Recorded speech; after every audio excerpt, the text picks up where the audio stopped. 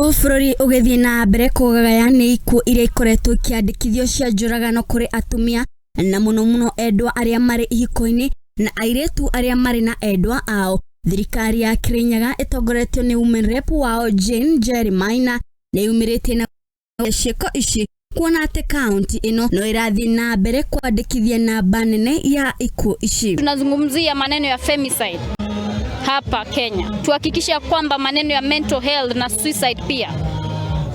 Tuhakikisha kwamba tumetenga pesa ya kuhakikisha tunawapa support wale watu ambao wanahitaji kupewa support ili tuweze kuishi na amani kama community. Maana watu wamehuzunika sana hapa.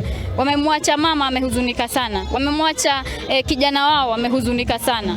Na hao watu pia watakuwa psychologically affected. Kwa hivyo kama community tupeane support, na kama serikali pia sisi tuhakikishe kwamba tunaweka bajeti ya kupea mental health issues ama kupigana na mental health issues. Murugamiriri uyu wa atumia wa county ino ni oritie athuri gukorwo muharini wa mbere kugitira airetu ao, atumia ao na ciana ciao oro hamwe na kwigitira o ene na gwitikira kwaria riri mena thina wa meciria niguo kugiriria ikuo ta ici kuhanikaga. Kweli kuna tatizo na watu wengi, more than 80% ama 90% ya wale watu ambao wanajitoa moyo hapa Kirinyaga County ama Uhai ni wanaume.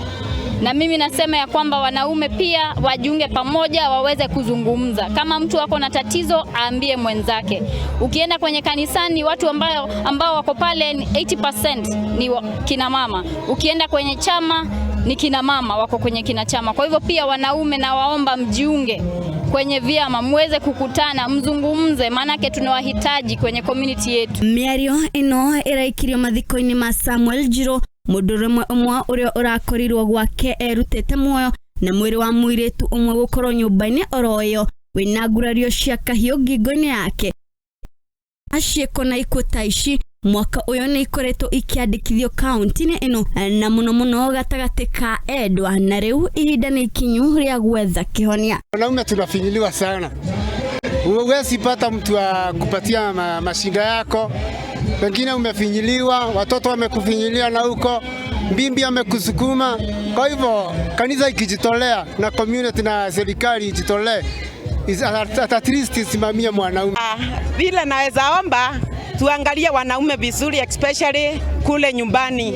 Juu tukiwaangalia vizuri tutakuwa na ile pila ya taifa letu. Ripotera Muthingi TV, Geto wa elimu wa Kimani.